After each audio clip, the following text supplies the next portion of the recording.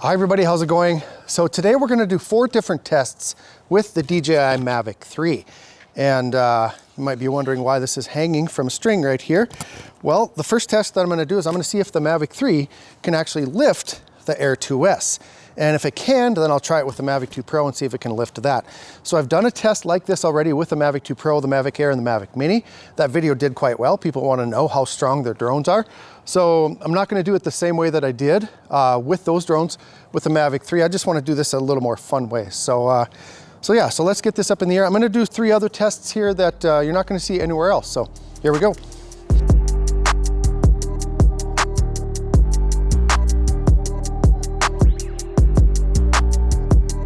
Hi everyone, thanks for coming back to the channel. If you happen to be here for the first time, my name is Russ, this is 51 Drones, and I do tests with my drones to see what they're capable of. So we're testing out the Mavic 3 today. The first one that we're gonna do is we're gonna see how strong it is, sort of. I'm not gonna see the maximum amount that it can lift, but I'm gonna see if it can lift the Mavic 2 Pro, which is about 900 grams. I doubt it can lift it, but we're gonna check it out. First, I'm gonna start with the Air 2S and see if it can lift that first. After I do a strength test of the Mavic 3, I'm going to do something with the Insta360 1X2 camera. And I've done that before with the 1R and my Mavic 2 Pro, and that was pretty fun. A lot of you seem to enjoy that, so I'm gonna try it with the 1X2. This video is actually sponsored by Insta360, so thank you to Insta360 for sponsoring this video. And then I'm gonna do a kind of a return to home test, one that I haven't seen done yet. I'm curious to see how that's gonna go. And then finally, I'm gonna see if there's a faster way that you can charge the Mavic 3 batteries. So first test, I'm gonna show you right here what I'm using for this test. This is a Gannet fishing release, and actually it's part of a kit that you can get from a company called Zing Drone Delivery. I did a review of their software and their hardware last year. Zing Drone Delivery is out of California, and they're running a We Fund Me, I think it's called, or We Fund something or whatever, but they're trying to raise some capital to further their company. So I'll put a link for that in the description if you want to check it out. That's also the landing pad that I'm using right now.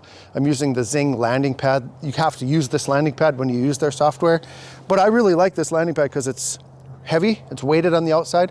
So, but anyway, enough talking. Let's get this up in the air. All right, before I take off here, there's one thing I want to tell you guys. I love doing videos like this where there's no script.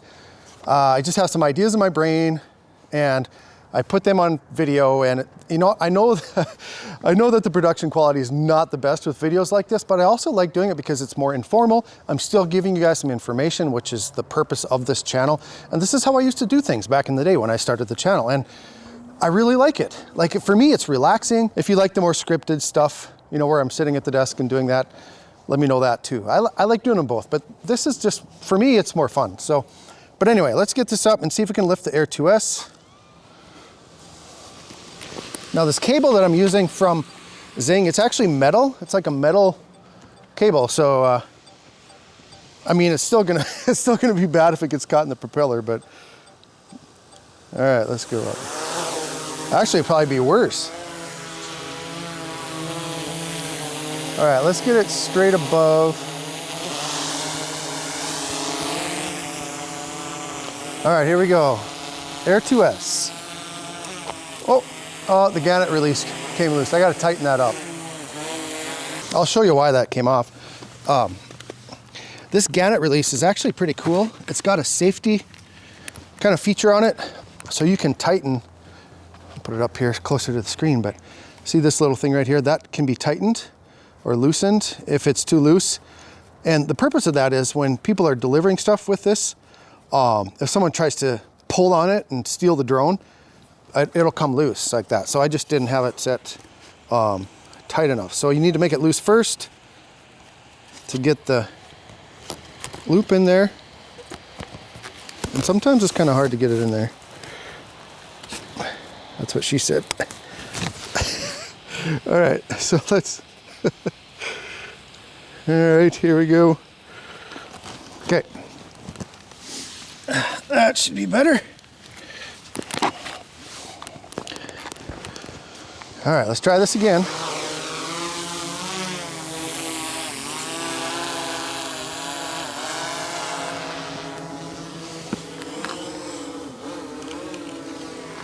All right, here we go. Look at that, no problem. Holding steady.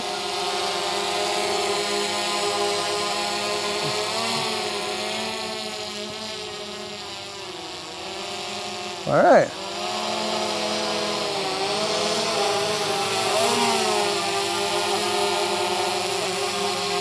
Let's go ahead and set her down gently.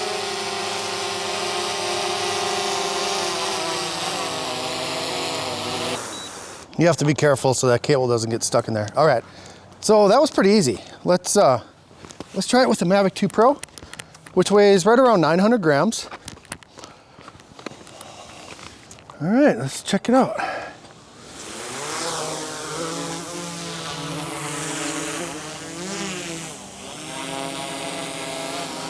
All right, here we go.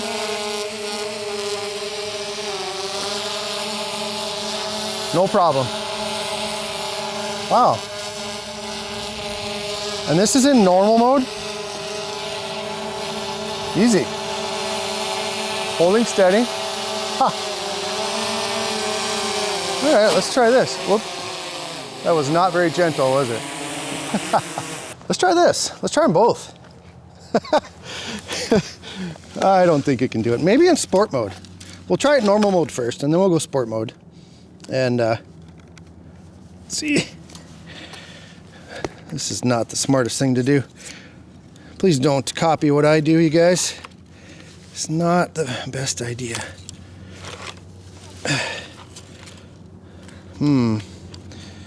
Sounds like we got an aircraft here coming, a manned aircraft, so I'm gonna go ahead and pause the video. I'll wait till he's out of the vicinity, and we'll be right back. All right, so I double wrapped him. Hopefully that helps. You guys, this is so stupid. So don't do this, please. And I know some of you are gonna comment, that's the dumbest thing I've ever seen, but I don't know, it's just fun. All right, let's go. All right, normal mode. I'll put the total weight up on the screen of these two drones combined.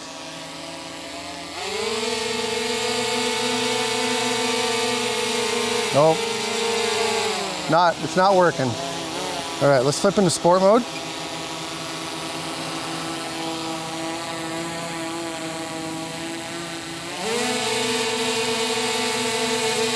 Nope, much too heavy. All right, that was worth a try.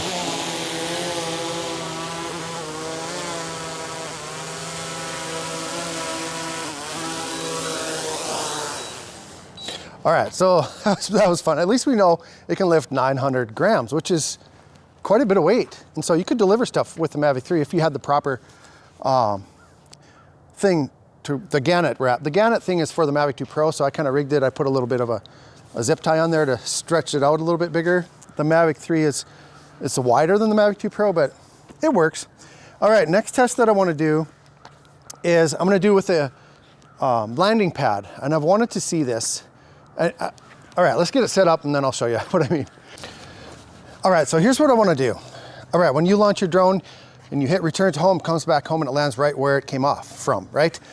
And it uses contrast down below of the vicinity where it takes off from. But I'm wondering if you're using a landing pad, it takes off, you go away, you move your landing pad and then hit return to home, is it going to come back to right where it was, or is it going to go more towards the landing pad? Because you know, it's using that landing pad as part of the contrast, or is it using a wider area? I'm assuming it's using a wider area. I think what's gonna happen is gonna come right back to where it took off from, but I've never tested it. In all the years I've been flying, I've never tested that feature of the return to home. So let's go ahead and just check it out. I'm just gonna fly up, fly away, not too far, hit the return to home, see how the return to home is on the Mavic 3. I actually haven't tested that yet either, because my first one, my review model, the return to home didn't work. So I crashed my Mavic 3 a few weeks ago and got this one, and this one's perfect. This one I've had no issues with this one so far. So, all right, I say so far. All right, so I'm gonna turn on my screen recorder here so we can get a bird's eye view. And I'm gonna hit return to home.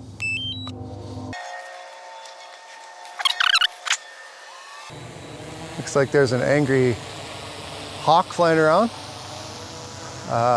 Chicken hawk. Uh-oh, he's not gonna like that. All right, let's see how it does here.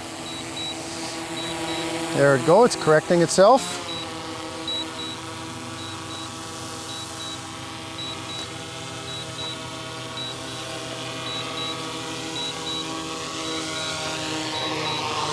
All right, there you have it. It's about 3 inches off from where I launched from. All right, so let's do the same thing. But now let's see what happens. God, this drone is so fun, you guys. So fun. All right, so let's hit the return to home again, but this time, I'm just gonna move the landing pad over and see what happens. I think it's gonna come right back to here, but we'll check it out. I'll speed this up a little bit. Yeah, and that's right where it took off from. So, just as I thought, it's gonna come right back. So if your landing pad happens to blow away and you're not close to it, don't worry about it. It's gonna come right back to where you took off from. I think that when it takes that, it doesn't take a photo. I'm not exactly sure how it works, but it uses the surrounding area, and I think it uses a wide area as it goes up. You know, you have to go up to a certain height before that return to home actually works. And maybe you don't anymore. That's how it used to be. Maybe you don't with the Mavic 3. I should do more research on that. But it utilizes a wide area to determine where that return to home is. So it uses GPS to get to where it needs to be, and then to get to the exact location, it uses precision landing. So, all right, so the next test that I want to show you that I want to do, and this is another one that I got a lot of comments on last time, that people are like, why would you do this when there's a perfectly good camera on that drone? This is one of the best consumer cameras that you can buy on a drone right now. So why would you put another camera on it? And the reason is, well, there's no drone with a 360 camera. So I'm gonna use the 1X2, I'm gonna put it on top of the Mavic 3, and I'm just gonna see what it looks like using a 360 camera on top of my Mavic 3. And I had to kind of make a little mount here. So what I did is I used a sticky mount for the Osmo Action, or the Action 2. That is a DJI sticky mount right there. I stuck it right on top of the Mavic 3, and then I'm using some action camera mounts here. I use this L mount right here. I think it would be better to actually have a straight, like so the camera's mounted straight above that point, just because the center of gravity would be straight above it. Like this is gonna be off a little bit. So like a regular quarter screw I think would be better. So that's how that mounts on there, just like that. See, and then I just screw the camera right on top. So this sticks up pretty high. It's gonna be a little top heavy. I think it'll be all right. And then I have it leaning back just a little bit, because when the drone is flying, you know, it tilts forward a little bit. And this also keeps the center of gravity right here. So I'm sure there's a better way to do this. Actually, I know there's a better way to do this. PGY Tech makes a bracket for the Mavic 2 Pro. Okay, and it mounts right on top here, and then you can put whatever you want on there, a lume cube, a light, a camera, anything you want with that quarter screw. Well, they don't make one for the Mavic 3 yet. Obviously, it's too soon, but I reached out to Ken from Original Dobo, and he's gonna try to make me a bracket for the Mavic 3. It's a little bit different here. We'll see how good he is at 3D printing, but but for now, I'm just gonna do it this way. And then what I want to do is I want to tell you about Insta360's holiday sale right now. They got going on until December 14th. Super good sale. There's no better time, you guys, to buy a 360 camera than right now from Insta360. So let's go ahead and just turn on this camera. I'm not going to fly too far away, because if that falls, I don't want to have to hike to get it. But we'll see here. All right, so let's go ahead and first, I just want to see how it hovers, if it even flies.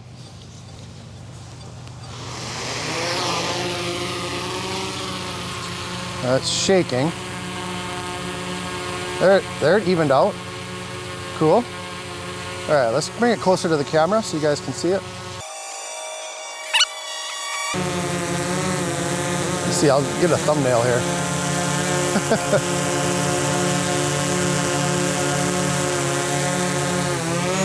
All right, so let's see what it looks like. All I'm gonna do is I'm just gonna fly down the railroad tracks here. And don't worry, I'll keep an eye out for trains.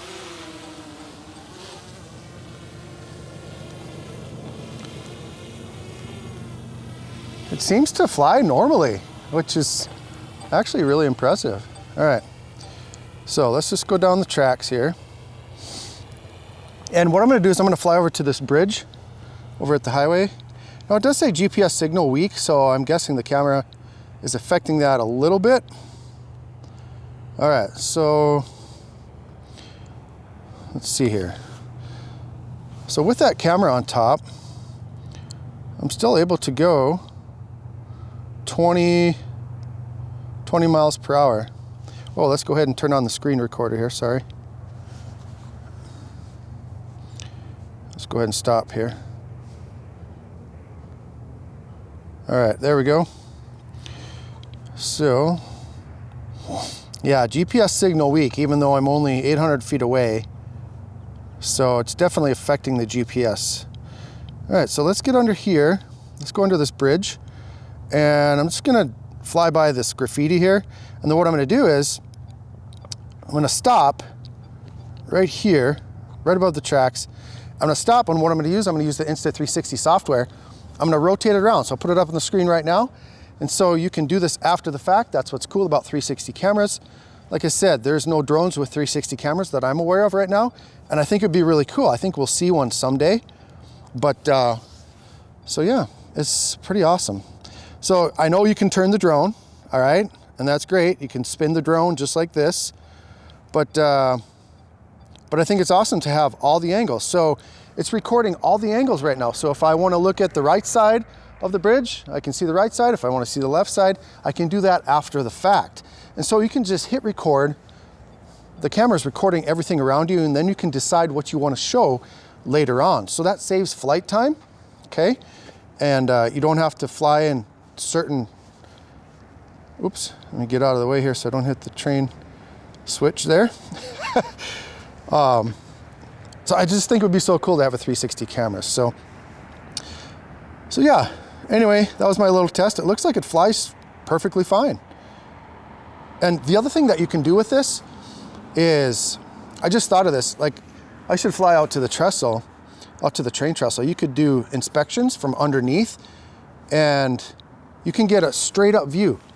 Like you can be under a bridge or under something like this. Actually, I could have just done that right now.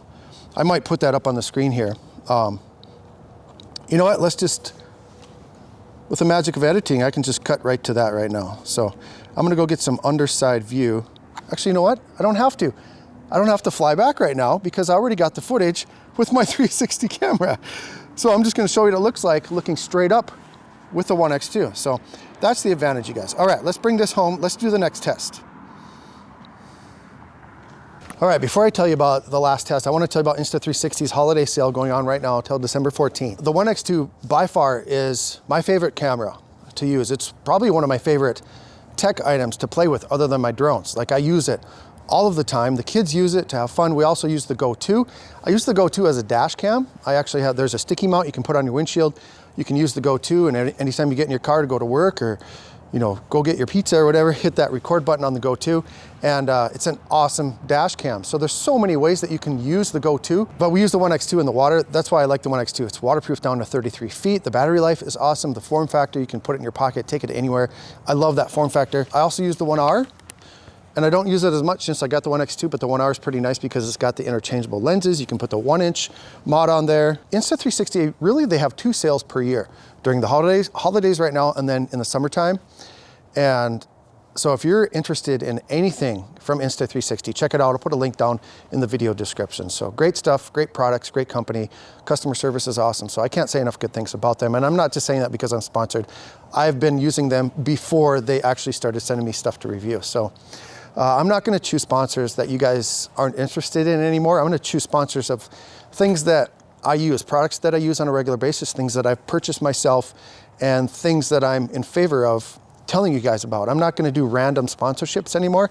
I know at first I was like, hey, you know what? Hey, it's money's money, but it's not gonna be any good if I'm showing you guys stuff that you aren't interested in. So, so just be aware of that. Just know that if I have a sponsored video, it's gonna be from a company of something that I use and something that I enjoy. Now here's the last test that I did. I did it earlier today with the battery. Okay, so some people were saying that you could charge the Mavic 3 battery faster than the stock charger that you get. It comes with a 65 watt charging brick and it's USB-C, and you can either charge it with the charging bank or you can charge it directly on the drone. That's super cool. You don't have to take the battery out. You just plug it into the USB-C port on the back and charge it.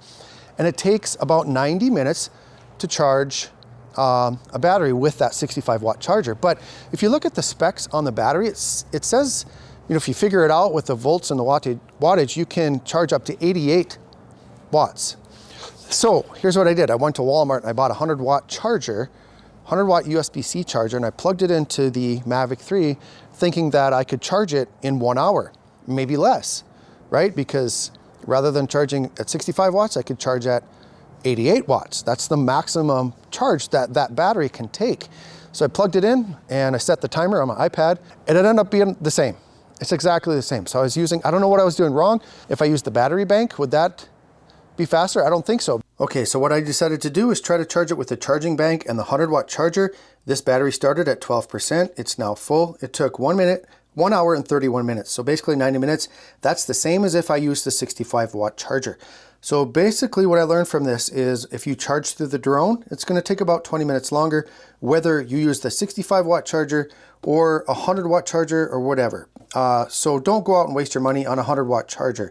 Now keep in mind that you should use the 65 watt charger that came with the charging hub, because if you use anything less, it's not going to work. It's going to take like 5 or 6 hours to charge your Mavic 3 batteries. So yeah, at least that's how it worked out for me. Maybe somebody else finds different results, but don't go buy a 100 watt charger. It doesn't work. But anyway, if you guys got any value from this, if you learned anything from it, I know some of the tests were kind of dumb, but that's the kind of stuff that I like to do. So I'm actually gonna do some more formal testing with the Mavic 3. We got a winter storm coming here in about 5 hours. We're expecting about 6 inches of snow today and tomorrow. So I'm looking forward to that. It's gonna finally brighten things up around here. Everything's pretty brown this time of year.